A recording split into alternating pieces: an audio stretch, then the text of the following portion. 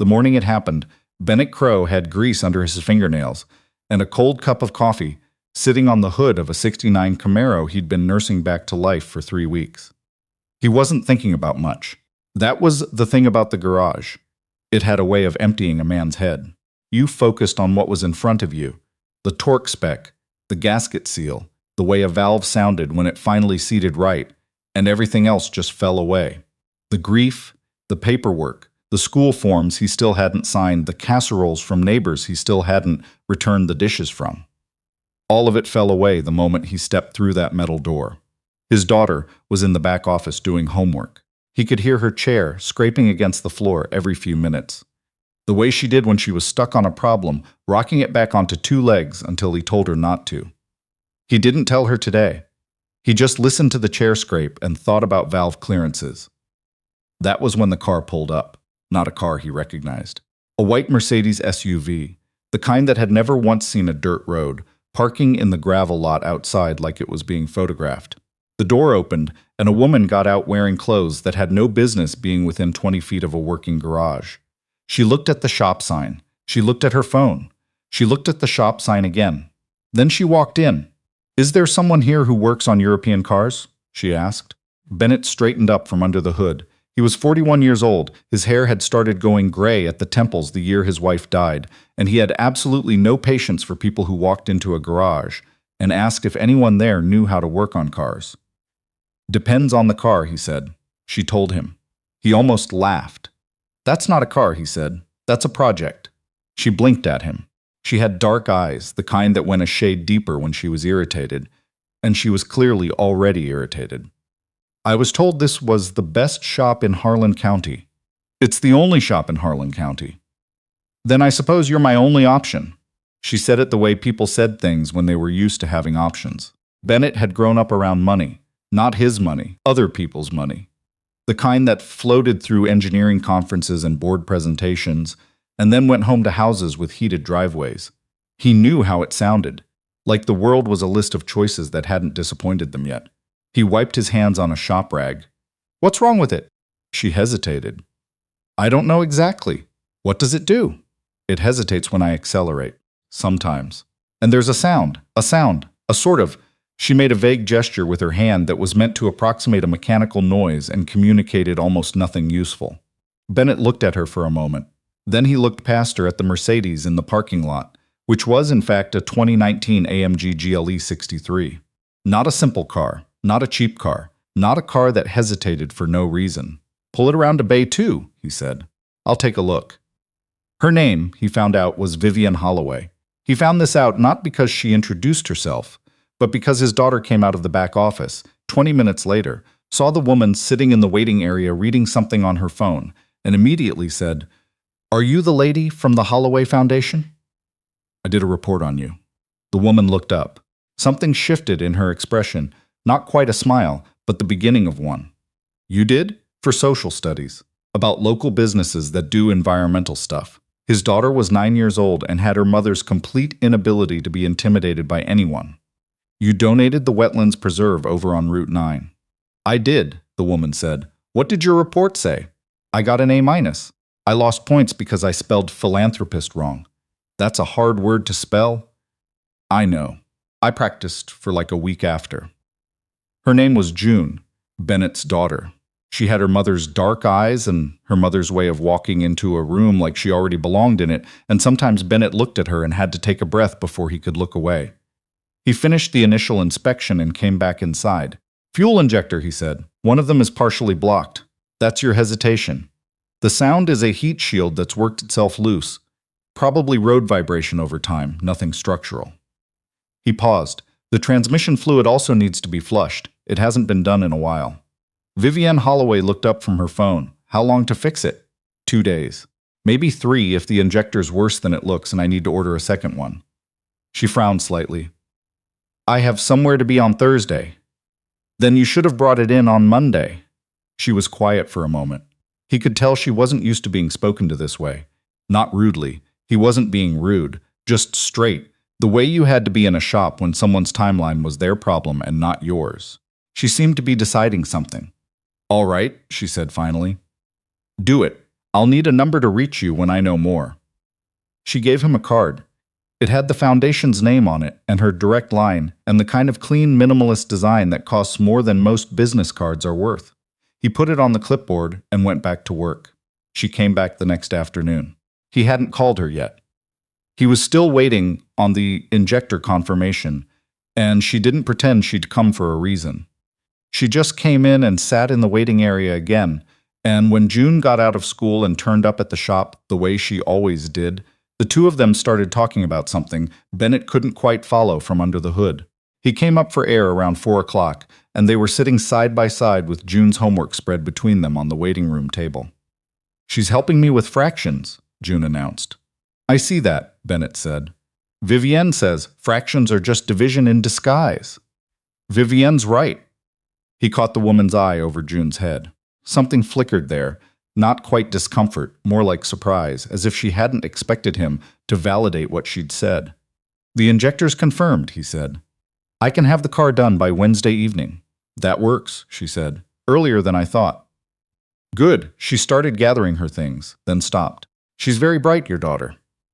He looked at June, who was frowning at a fraction problem with the concentration of someone diffusing something. "I know," he said. "She gets it from her mother." He hadn't meant to say that. It just came out the way things sometimes did when you weren't armored up for the moment. Vivienne Holloway looked at him for a moment without saying anything. Then she said quietly, "I'm sorry." He nodded. He picked up his clipboard. That was all there was to say about it, and she seemed to understand that, which surprised him a little. People usually tried to say more. She came back Wednesday evening to pick up the car. He went over what he'd done, what to watch for, when to bring it back in. She listened the way she hadn't the first day. Actually listened. Asked 1 or 2 real questions, not the deflecting kind. When he handed her the keys, she said, "I didn't catch your name." "Bennett," he said. "Crowe." She looked at him. "You went to state, didn't you?" "Engineering program." 15 years ago, maybe 16. He was quiet for a second. 14. I thought so. She tilted her head slightly. I was on the foundation board that year. We funded a scholarship program with the engineering department. I remember a presentation, a student project on hybrid drivetrain efficiency. It won a regional award. He said nothing. "That was you," she said. It wasn't a question. "Long time ago. What happened?" "Life," he said, which was true, and also the shortest version of a long story that included a job offer, a move, a marriage, 4 good years at a firm in Detroit, a medical diagnosis, a decision to move back home, 2 more years, and then a funeral on a Tuesday in November when the leaves were still on the trees. Vivienne Holloway nodded slowly. She didn't press him. She looked out at the lot, then back at him. "I'm going to tell people about this place," she said. "You don't have to do that." "I know." She opened the car door. "I'm going to, anyway." She left. He stood in the lot for a minute listening to the AMG engine turn over, smooth and settled the way it was supposed to sound. June appeared in the bay door behind him. "Did she leave?" she asked. "Just now. She told me she thinks you should have a website. I know how to find my customers." She said that too. "She said you'd say that." June leaned against the doorframe. "I like her." Bennett said, and went back inside. She did tell people. 3 weeks later, he got a call from a man named Aldous Fitch. Not from the county, from the city, 40 minutes south, who had a 2017 Porsche Panamera that 2 other shops hadn't been able to properly diagnose. He'd heard about Bennett from Vivienne Holloway. 2 weeks after that, another call. A woman with a Range Rover and a check engine light that had been on for so long she'd named it. Then a retired dentist with a 71 Chevelle who just wanted someone to talk to it right. The shop had always done okay. It was a small town. People needed their cars fixed, and there was nowhere else to go. But okay and busy were different things, and by the end of October, Bennett was running at a pace he hadn't run in years. He didn't call Vivienne to thank her. He wasn't sure why. Part of it was that he didn't have anything to say beyond thank you, and thank you by itself felt insufficient for what she'd done without meaning to. Part of it was that he didn't quite know what they were to each other, and naming things before you understood them had a way of getting ahead of yourself. He thought about it instead. Quietly, at night, after June was asleep, in the kitchen with a cup of coffee that he usually forgot to drink before it went cold. The call came on a Thursday morning in November. It was from a number he didn't recognize, a city exchange, and when he picked up the voice on the other end was flat and professional and said it was calling on behalf of the Holloway Foundation regarding a property matter. He almost hung up, but something in the phrasing snagged at him. Property matter. He didn't own property the foundation had any interest in. He owned the shop, which sat on land that had been in his family for 30 years. He listened. What the man told him took about 4 minutes. Bennett stood in the bay with the phone pressed to his ear and didn't say anything for a long moment after the man finished. "Who authorized this?" he said. "I'm not able to share that information. Who initiated the inquiry into the property? Mr. Crowe, I understand what you are," Bennett said very quietly. "I'm asking you who authorized the inquiry." The man paused. It would have come from the executive committee. And who sits on the executive committee? He already knew, but he needed to hear it. The man named 3 names. One of them was a man named Douglas Hark, who Bennett did not know. One of them was a woman named Carol Prescott, who Bennett did not know either. The third was Vivienne Holloway. He thanked the man and ended the call. He stood in the bay for a while. Outside, one of the sugar maples at the edge of the lot was losing its last leaves, coming down 1 or 2 at a time in the cold air. He watched them without seeing them. The inquiry was about the land. Specifically, it was about the fact that his garage sat on a parcel that abutted the County Road Expansion Corridor. A project he'd known was coming for years, that he'd been assured a dozen times wouldn't affect his property, that the county had put in writing would not require eminent domain proceedings. What the man had told him was that the foundation, which had donated significantly to the corridor project, had flagged his parcel as a potential community development opportunity. Not a seizure. Nothing so clear. Just a flag. Just an inquiry. Just a conversation that hadn't happened yet. He didn't go home that night. June stayed with his sister the way she did sometimes when jobs ran late. He stayed in the shop and worked on the Chevelle, the retired dentist's car, until 11 at night, when the work stopped making sense and he had to put down the wrench. He thought about what it would mean to have been wrong about someone. Not catastrophically wrong, not betrayed in the way you read about, just quietly, incidentally wrong. The way you could trust the shape of a thing before you understood its weight. He thought about how June had sat at a table with that woman and done her fractions homework. He thought about the card on the clipboard, which he still had. Then he went home and he slept. He called her in the morning. She answered on the second ring. "I had a call yesterday," he said, "from the foundation." A silence that ran about 2 seconds too long. "I know. You know, I found out Tuesday that Douglas had flagged your property." "I didn't." She stopped. Restarted. "I didn't authorize it. I want to be clear about that. I'm also not able to tell you I didn't know anything about the corridor discussions because I've been part of those for 2 years. He was quiet. "I should have told you," she said. "When I found out the shop was on that parcel, I should have said something." "What would you have said?" "That there were people in the committee who thought the land was worth looking at. That I was going to make sure it didn't go anywhere." She paused. "That I was sorry for the position you were in, through no fault of yours." He looked out the window of the kitchen. The maple was bare now. You could see all the way to the road. "Did you come back to the shop?" he said slowly. "Because of the car?" "The first time, yes. And after that?" She took a moment. "I came back because June reminded me of what it looks like when someone is curious about the world without being afraid of it. And because you," she stopped again, "because you talked to me like a person and not a title. I hadn't realized how infrequently that happened until it did." He didn't say anything for a while. "The flag," he finally said. "It goes away? I pulled it Tuesday night. It's gone from the committee agenda." Her voice was even. "Your property is your property. That won't change." "Okay, Bennett. Yeah, I'm sorry. I know that's not enough on its own, but I am." He looked at the bare maple.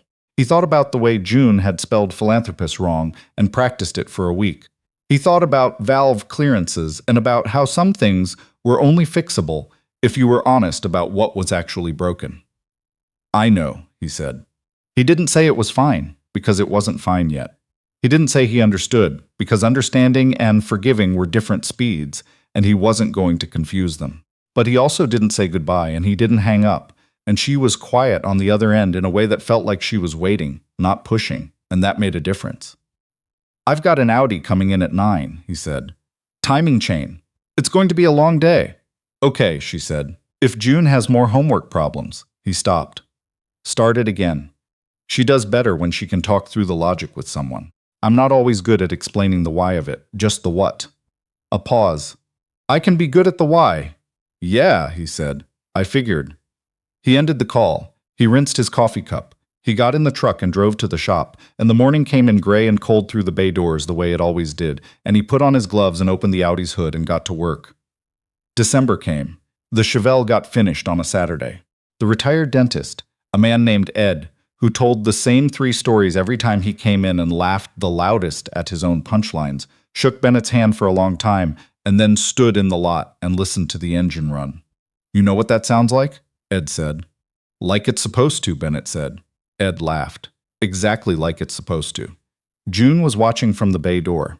She had a drawing in her hand. She'd been sketching the Chevelle on and off for 2 weeks, the way the chrome sat on the hood, the side profile, the way the rear quarter panel curved. She was good at it. She'd always been good at it. After Ed left, Bennett went and stood next to her.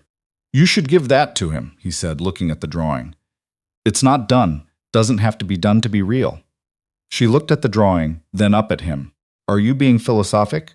I don't know what that word means when you say it like that. She smiled. Vivienne says you get that look sometimes. When you're thinking about something that doesn't have a straight answer.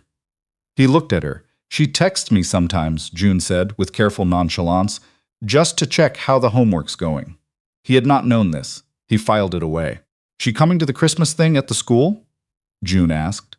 It was the most casual question anyone had ever asked about anything. She wasn't invited. She could be. He looked at the drawing in her hands, the Chevelle's lines careful and sure.